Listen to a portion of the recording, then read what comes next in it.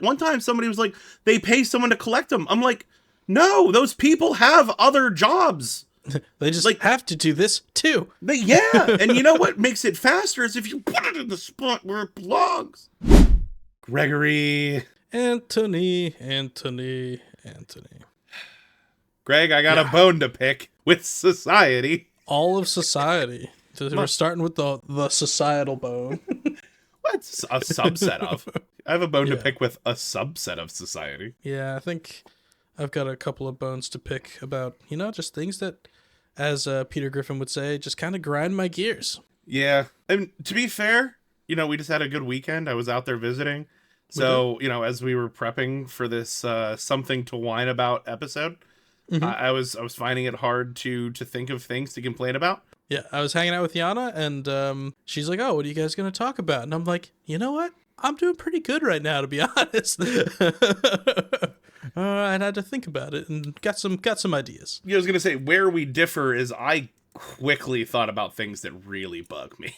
Yeah. Well, I did get a couple of things and then a couple of additional ideas, so I definitely have a couple of grieves to gripe about. Oh, I'm sure we're going to end up playing off each other, but actually a couple of the things that I would like to bring up during this episode of Something to Whine About actually stems from when I was out in Philadelphia. Oh, really?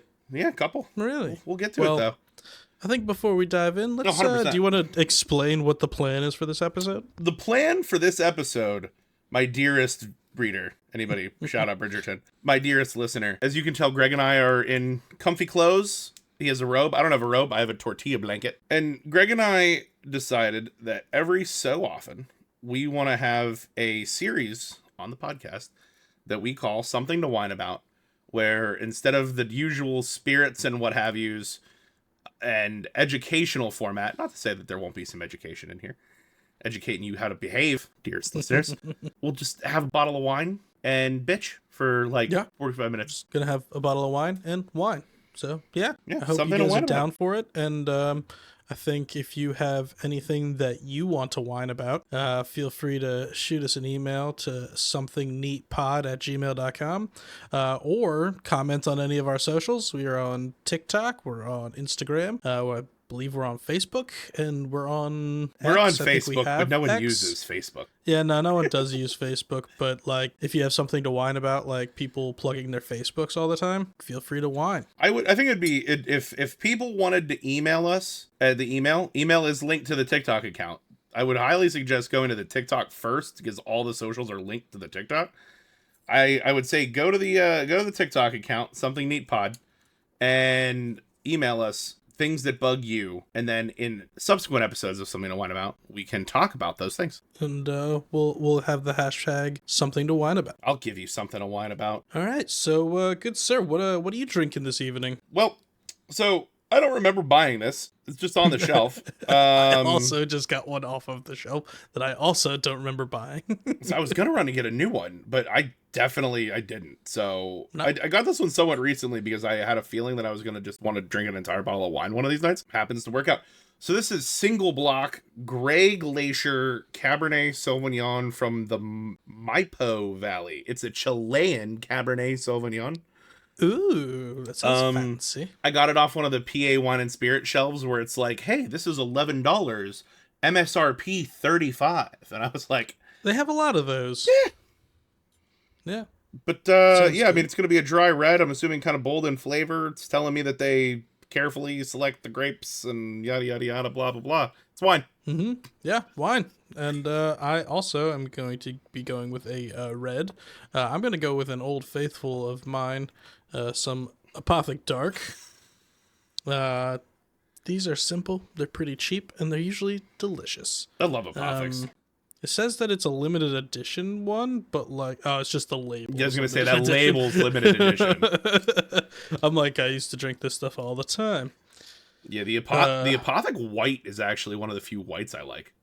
I use the Apothic White a lot, for sangrias and stuff, because it's not super expensive, but it's also tastes good. And I'll also if I'm just for parties or something like that, if I know people are going to want to drink wine, I'll have to get Apothic White too. Yeah, I will use if I don't finish a whole bottle, which rare, but if I don't finish a whole bottle, I'll put what's left in the fridge and I'll end up making like some white wine caper sauce or something. Like it has a ton of good flavors even to just like cook with. So yeah. And again, not a super expensive bottle, but it actually brings me to the first gripe that I have. Oh, gripe away, baby.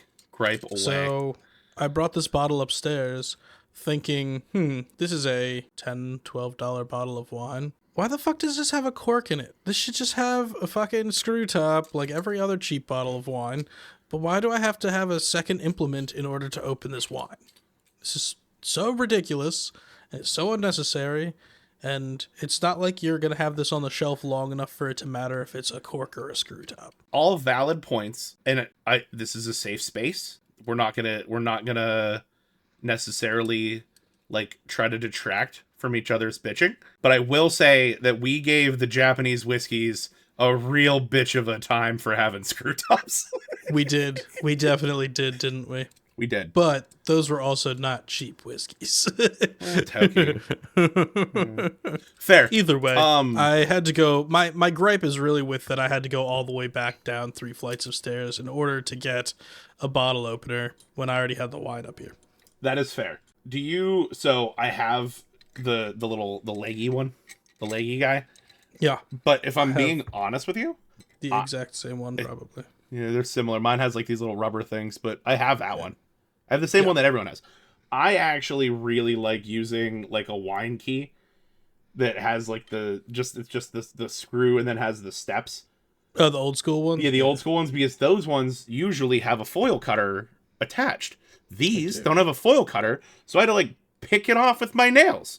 I don't want to have to do that. I did pull up tasting notes for wine since we don't normally do this. I figured I could look up how to taste wine. We could give them a. It smells good. No, that's step 2. Step 1 is swirl. Step 2 is smell. I don't know. I don't drink wine like I know what I drank. I just want to get a bottle pop. I'm gonna drop this on the floor. I know it. Baby bottle pop. Baby bottle pop. No, oh no, my cork's breaking. Yeah, just get it out. You guys. Oh no, you guys aren't gonna. Oh no. Hopefully you heard that. I did hear it. Okay, that was a pop. I thought it was the cork snapping in two. No, but we were close. Okay. It sounded very muffled, so it sounded like a little click. And I was like, uh-oh. It is another reason why I like the wine keys. I feel like they just work better.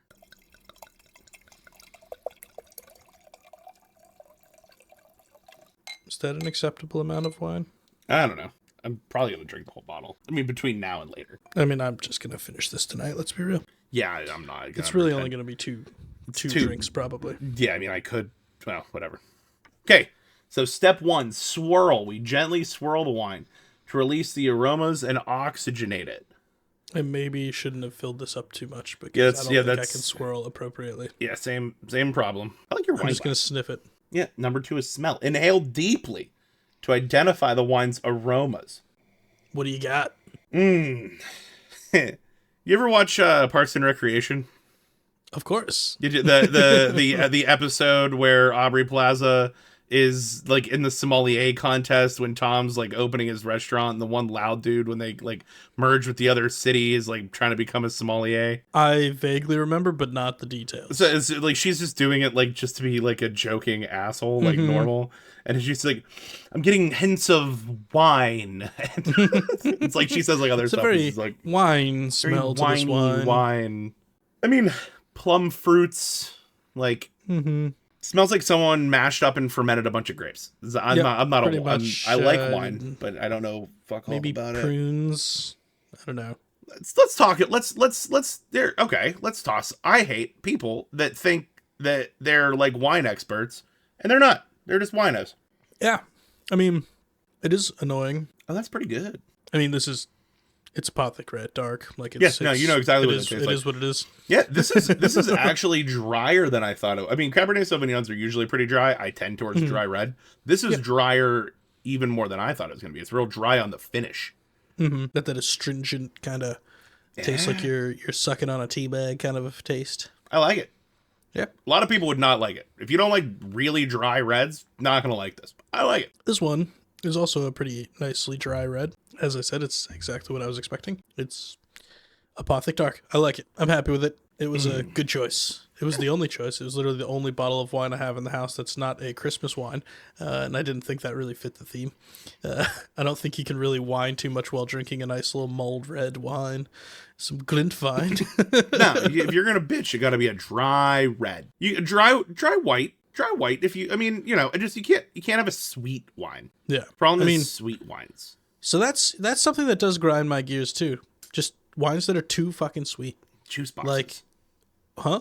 They're just juice boxes. Yeah, it's just you're just drinking grape juice, and just it's too sweet. I'm gonna get a headache from it. I can maybe have one of them, and then I'm like so very done with it. I need something with a little bit more like body to it, a little bit more punch. Yeah, something more akin to a whiskey. Oh, yeah, because this is 18. This spends 18 months in French oak barrels. We've probably had bourbons that have spent less time in oak. Oh, not wrong at all. Not wrong at all. No, not wrong at all. Greg, yeah. Do you want to kick us off with? I mean, we've started some complaints, but like I have a couple like actual complaints, like things that I thought as I thought about it. Things I'm like, if I can use what little platform we have to tell society stop it, like I got a couple of things. Yeah. No, I've got a couple, and I'm happy to kick us off. I'm gonna start off with one that is kind of a daily annoyance for me. People that drive too slow. People that just drive too slow, too cautiously. It's holding everyone else up. It's annoying, and you know, there's actually a point that I've found that though you're driving slow and cautiously, and yes, you're being careful and taking your time, I understand, it gets to the point where it's dangerous for everyone else because you're not acting in the same way that you would expect everyone else to act, and you're not keeping up with traffic, and you're forcing people to slam on their brakes so they don't hit you because you're doing 5 under the speed limit when nobody else is doing anything less than 10 over, and it just really freaking grinds my gears. It's really annoying. Where do you think it's worse? I guess it's two places, but is it worse when someone's going like too slow on a highway or like the turnpike and it's like creating like weird traffic situations? Or is it worse when someone's going like too slow on like a back road and like people are getting stuck behind them? So I think the back roads personally, I think it's because I kind of grew up in the back roads quite a bit, because a couple of reasons. One, on the highway, I agree it does create crazy traffic and patterns and problems with people like not expecting there to be someone going super slow when they shouldn't be. But you usually have the option to go around them, and like though it may be a slight hindrance, you can usually deal with it. The back roads really get me. For one, you can't go around them. You're kind of stuck. Like you have to do what they're gonna do, and sometimes you got places to be. And then two, it's actually, again, coming back to the safety aspects, a lot of the back roads that I grew up on were like windy mountain roads. And if you're going the speed limit or so, and someone's doing 10 under the speed limit, and you just come around a turn, you don't expect to have somebody going that slow, you can rear end them very easily. So I think there's kind of like a safety aspect to go with it. Mind you, I always say if someone's doing like the speed limit or 5 over, I can't really be mad at them. But yeah, you can. If you're in a place that everyone else does 10 to 15 over, just keep up with traffic. You can still be mad at them. You're allowed. Yeah, this is something needs something to whine about. You can be mad all you want. All right. Well, I'm mad at them. They go too slow, and I think it's dangerous. What do you think? Well, yeah. So I assumed that in talking about these things, it was going to definitely get me to think of other things that really piss me off. And while someone going too slow is really annoying, someone tailgating you when you're definitely going like probably too fast is the worst. Like if I'm doing like 45 on like a back road and it's probably like a 35 or a 25, like if I'm cruising like around an area that I know and I'm still getting tailgated, that person can suck a fat one. I agree with that, but that might be worse. That might actually personally. No, see that I will slow down. I will be that person. I will slow down. I think it's just where I grew up, and there being like crazy speed limits on a lot of the roads that like you can go a lot faster than they are posted. So if someone wants to go a lot faster than me, be my guest. Well, for me, it's about the intent, though. Because, like, the person going slow, maybe they're just, like, maybe they're a nervous driver. Maybe they didn't have their Ativan that day. Like, who knows? Actually, I don't know if you can operate vehicles on Ativan. Anyway, maybe they didn't do whatever. Like, or they're sad, or they're not paying attention because whatever.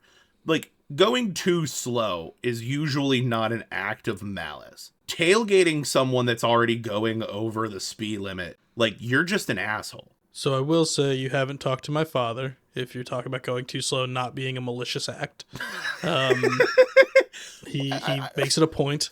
I think it's like if we're comparing them to like murder, like I feel like going too slow is like negligent manslaughter, and like tailgating someone that's going above the speed limit, like because they're not going fast enough for you, is like premeditated homicide. First degree murder. Yeah, like I mean, at minimum, crime of passion. Either way, it carries a higher sentence. You go to jail for a while. Yeah, like Yeah, even no, if it's negligent homicide. But I think it's just I probably identify with the person going too fast more than I do the person going too slow. So it's much easier for me to put myself in their shoes and do like I said and kind of just pull over and let them go past me. Because if I'm already cruising and they're flying past me, go for it. Yeah, that's true. While we're on the topic of traffic, the other thing that really pisses me off is my car does not have adaptive cruise control. Oh no! So if I'm on the turnpike or a highway and I'm rocking my cruise control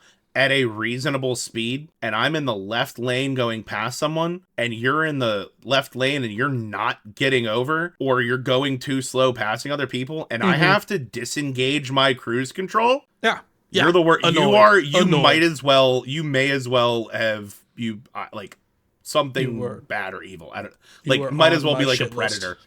You're probably a child predator. Most definitely. There's a whole thing like why the Autobahn works in Germany and won't work in the US, and a big part of it is what you're talking about. They call it just lane discipline. It's that people in the US have a very entitled sense of this is my lane, I can do what I want here, instead of being in the left lane to pass and being in the right lane to cruise if there's no one you're currently passing. And in Germany, they teach you very strongly, you stay in the right lane if you're not actively passing anybody, and then you get in the left lane to pass, and then you go back to the right lane. And that's what you're supposed to do. And that's why the Autobahn works there, because people can do 200 miles an hour past people because they don't have to worry about people holding them up in their lane. You can get ticketed.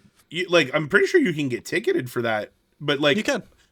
You can get ticketed for it here too. It's just not enforced here. It's probably enforced there. But like, I mean, I'm not a big proponent of, like, technically we're claiming to be victims in these scenarios, but I am not a proponent of victimless crimes. Wait, oh no. Are you No, I'm not gonna get into the police state and why that grinds my gears. Yeah, police state. with their ticket quotas and their racial profiling, we're not going to cover that. You being a sovereign citizen. I'm not going to go that far. But I mean, like, the concept that I can, like, this is a victimless crime. Yeah, this is. There is no one for you no one to stand witness against me. Yeah, article whatever says something about facing my accuser. Yeah, there is no one to accuse me because there is no victim in this crime. Still, it's entrapment. It's wrong. Speeding is basically entrapment. You shouldn't have been sitting there. Like, there's murderers out there. What are you sitting behind that bush for with your radar gun? I went on a long TikTok, like, deep dive into watching all these sovereign citizen people both in court and getting pulled over. And them in court is one of my favorite things on earth to watch, because they have this playbook that they're playing through, and they do it as if the judge has never seen this before, and that this time they're gonna get off. The judge is always like, no, you're wrong. That's not the law. You have no idea what you're talking about. Incorrect. But anyway, sorry.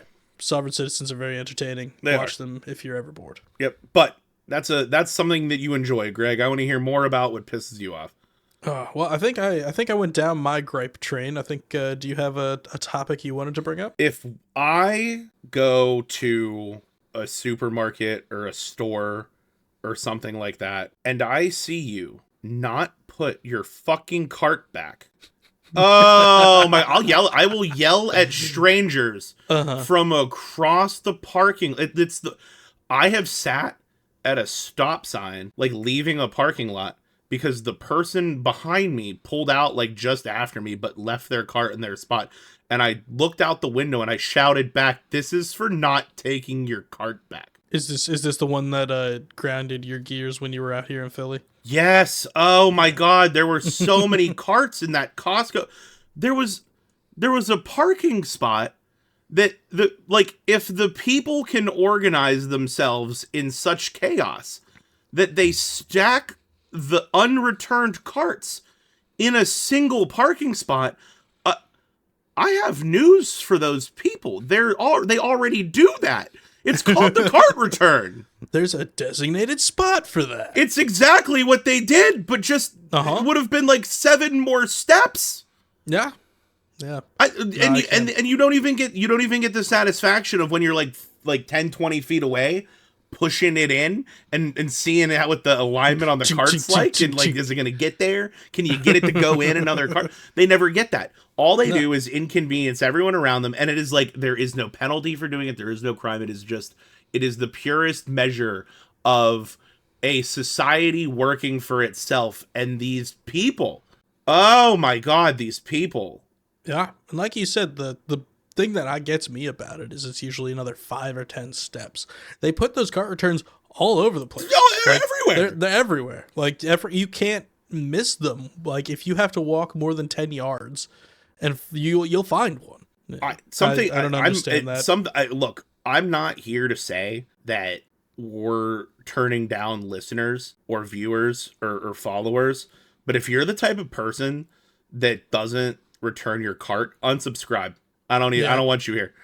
Yep. You are society's cancer. You're the worst person. You are selfish. You don't care about other people, and you're also going to damage people's cars. And I'm a huge car person, so if my car gets messed up by your cart, I'm gonna come after you. Greg, someone has to go get those. Like and that's, you know what? That's the worst part. One time somebody was like, they pay someone to collect them. I'm like, no, those people have other jobs.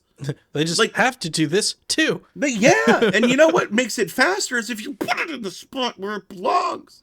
Yeah. If you know deep down in your heart that you're not going to take that cart back, then when you walk past the cart return, pull your groceries out and put it in, or just park closer to the cart return. They're everywhere. Mm-hmm. I would rather you steal the cart. Mm-hmm. Put it in your car. I would rather you steal the cart.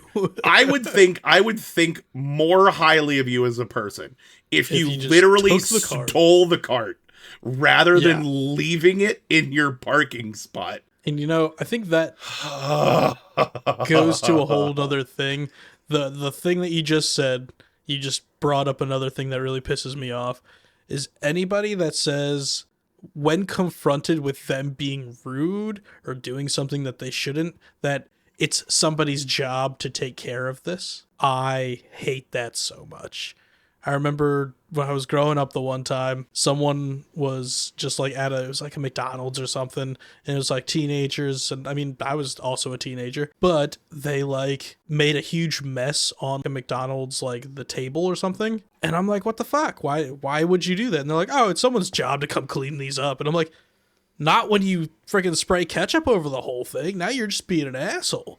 Like, how can you say that that's somebody's job? I mean, is it somebody's job too? Yes, but they shouldn't have to deal with that. Like, that's not in the description. Like, just because someone's gonna have to do it. Yeah. Doesn't, like, there are rules in a civilized society.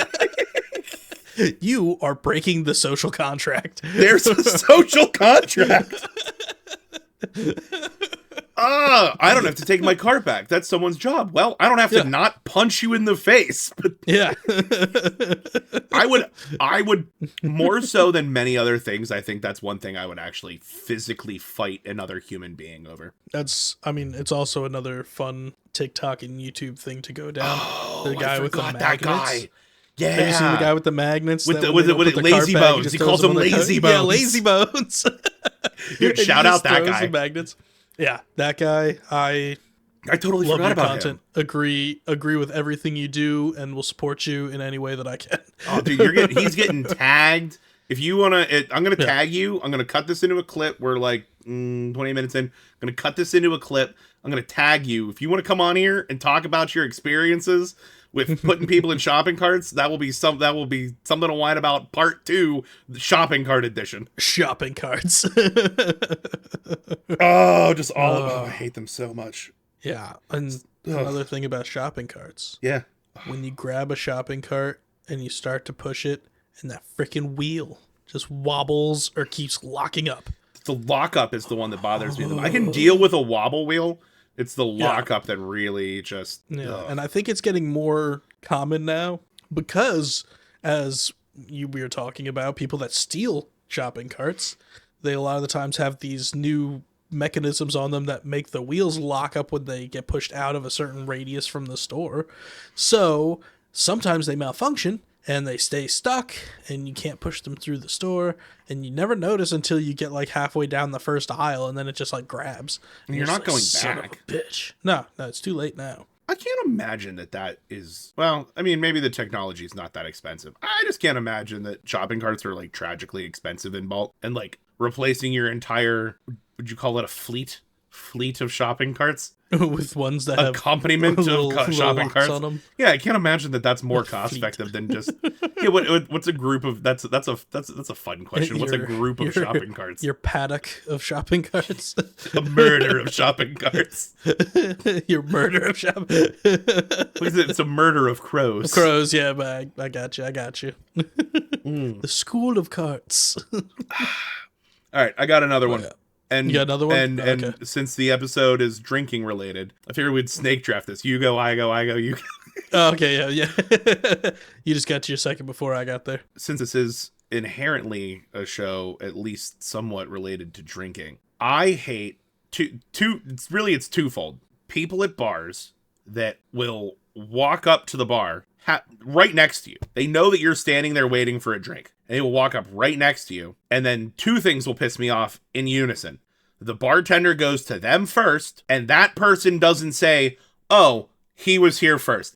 Social contract. Social contract.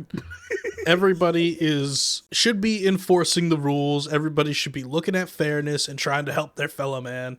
And if they were there before you, you say they were there first. Now, I will say, if you're in a very crowded bar and you don't necessarily know who got where when, I think that throws it out the window. But if you're at a bar with like 10 people sitting at it, that it's so obvious that person was there before you, you should be stepping aside. That's really when it takes hold. I mean, because here's the thing. In a party environment, like, those rules do break down. That's fine. Where do you think the cutoff is? Like, how many people need, and I guess that depends on the number of bar tops. It's hard. Yeah, it's really hard to, I don't think it's something that I can necessarily just say. Oh, I can come up with a number. 3-1 if it's a single bar. So we're not talking about your Tequila Cowboys, your PBRs, like your big like multi-bar bars. 3 people to 1 bartender? No, 3 people to 1 bar stool. Oh yeah. Because I think I was gonna say it on like the levels. Like there's like the first people that are at the bar, and then you have the second level back. Yeah. I think once you get to having a second level back, then the rules kind of fall apart. If everybody's landing up shoulder to shoulder next to each other, I think the rules still apply. Yeah, so that's like roughly like a 3-1. Like I'm thinking like if I'm at like a 20 or 30 top bar table, like bar. If I'm at a 20 to 30 top dive bar, and let's assume most of the seats are full, if there's more than 75 people there, give or take.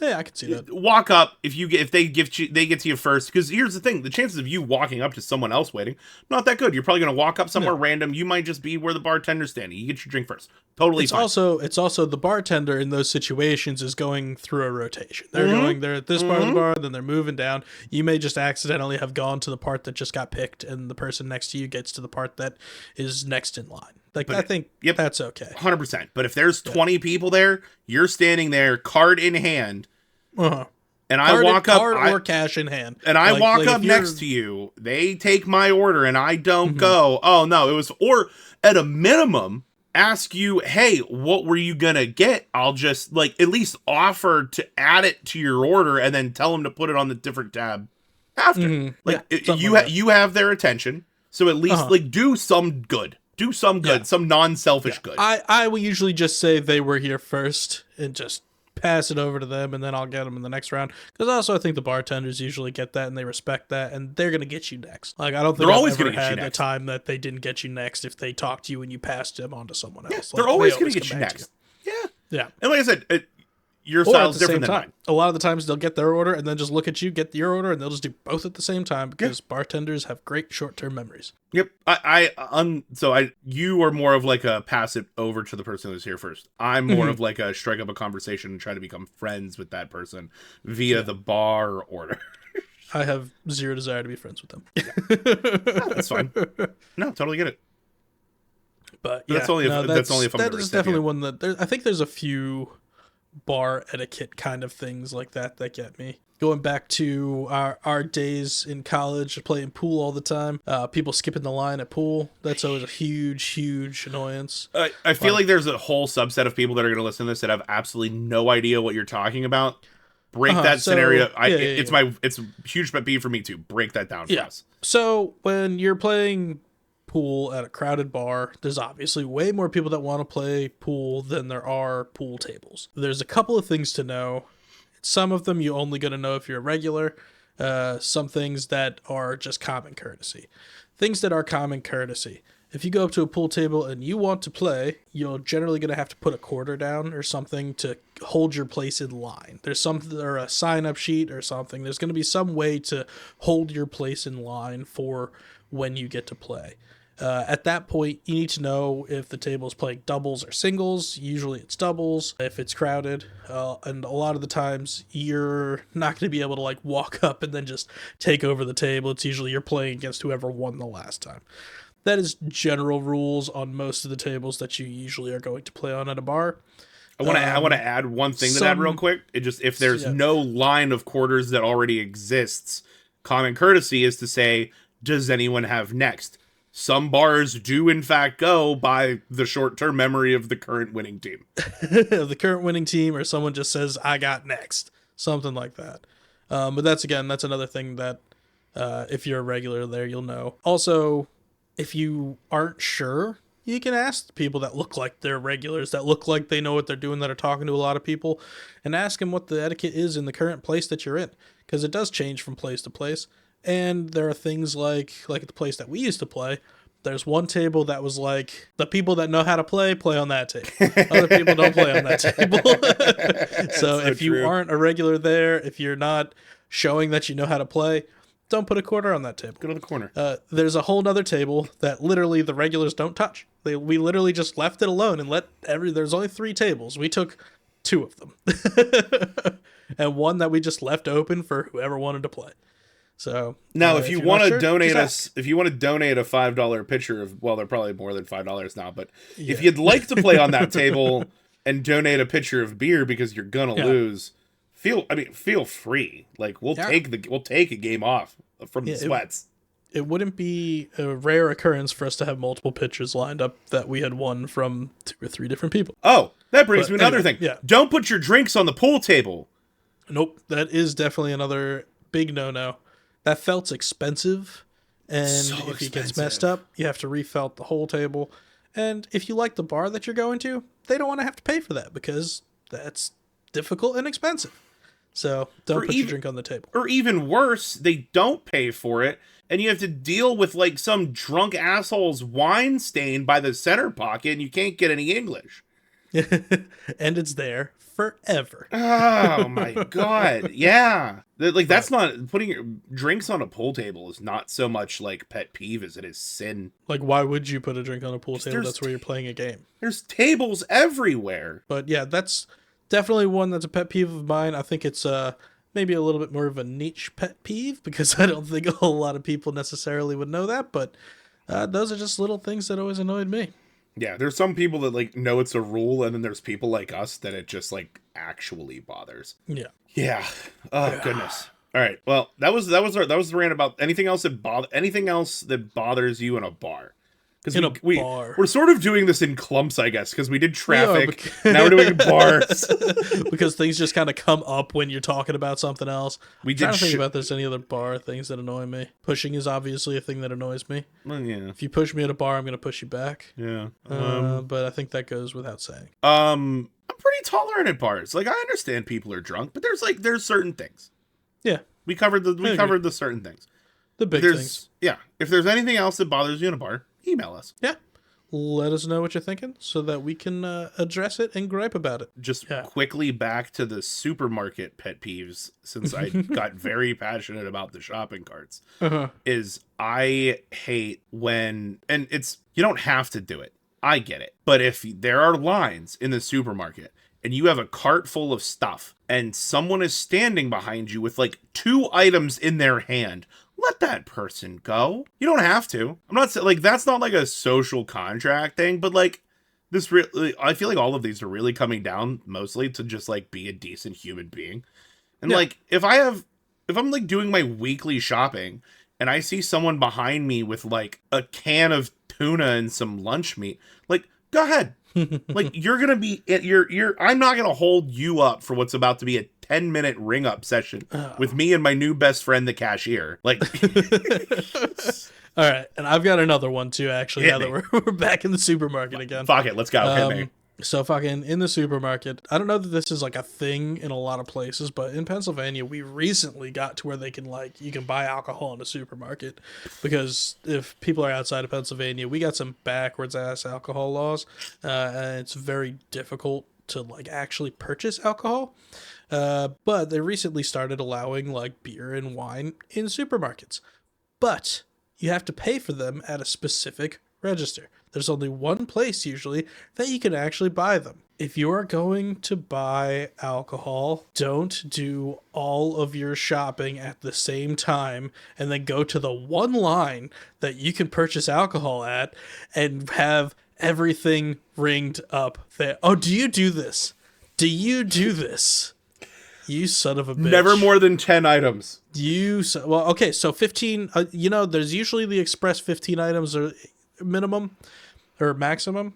I still think do the rest of your shopping, finish your shopping, ring it up, sit your cart to the side, go get your alcohol, ring it up, go put it in your cart. Don't do all of your shopping and then go through the alcohol line. This is now my blanket of shame. You shame. Oh, we should get we need a scarlet letter for you. Oh, I went more Game of Thrones with that. I was going shame wizard. Oh, shame. Yeah. Shame.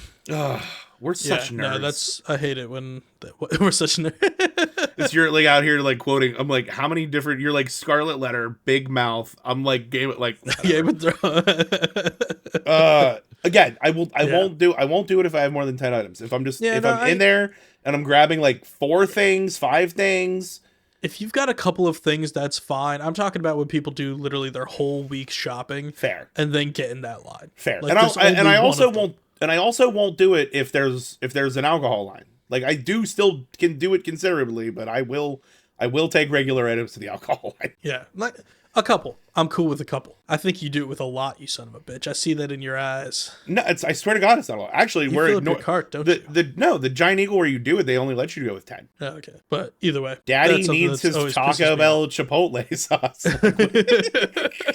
The Chipotle sauce is delicious. Yeah. Yana actually made it the one time. It was fantastic. She found like a recipe for making it, and it was so good. I'm going to be honest. I prepared 3 things, and I can only remember the first one I did. I will come up with the last one that I was going to do, and it's kind of topical for right now. Love that. I'm so fucking tired of political calls, political ads, political fucking anything.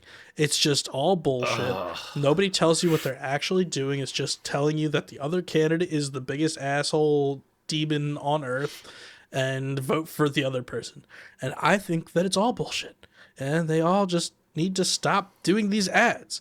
If you're going to do an ad, do an ad about what you're gonna do, what your platform is. Tell me why I should vote for you, not why I shouldn't vote for the other person.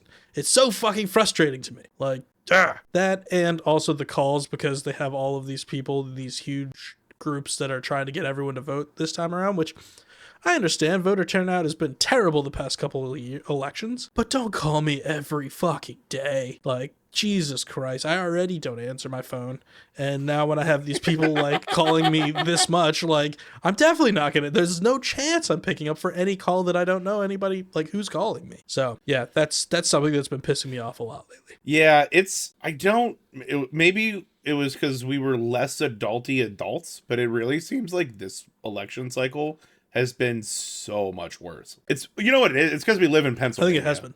It's because we live in Pennsylvania. We live in like a huge battleground state. If anyone's listening here and is from like New York, California, Idaho, you do not have the same problem. Like, at least I don't know. Do you? I'm curious. There's no shot. You couldn't. It costs money to do this. Yeah, that's true. But we get a billion of them on every platform. And like YouTube. I love YouTube. Freaking 45-second unskippable ad after another 20-second unskippable ad for two different candidates talking about two different things about how the other one is the worst person on earth. I still don't know why I should vote for you, but I know that the other person is the worst person on earth. Like, that's... Welcome to being a libertarian, Greg. I don't even know if it's that. It's just tough out here living in the middle. I just want people to tell me what they're running for. I definitely lean one way. Like, I'm I'm moderately in the middle of these days, but I'm not that much in the middle. I'm registered independent, so I get it hard. Yeah. Like, no, I bet you I've gotten 3 texts while we're talking. Yeah. There's literally now a group that's called Won't Stop Calling, Won't Stop Texting. And I'm like, you fucking people. Yeah. Stop. Please stop. To be fair, I don't... And I already fucking voted. That's my... Okay. There's my political gripe to round us out. I think mail-in voting is dumb. I think early voting is also dumb. I think that the election day should be a national holiday and everyone should get off, and there should be like more transportation to more polling places.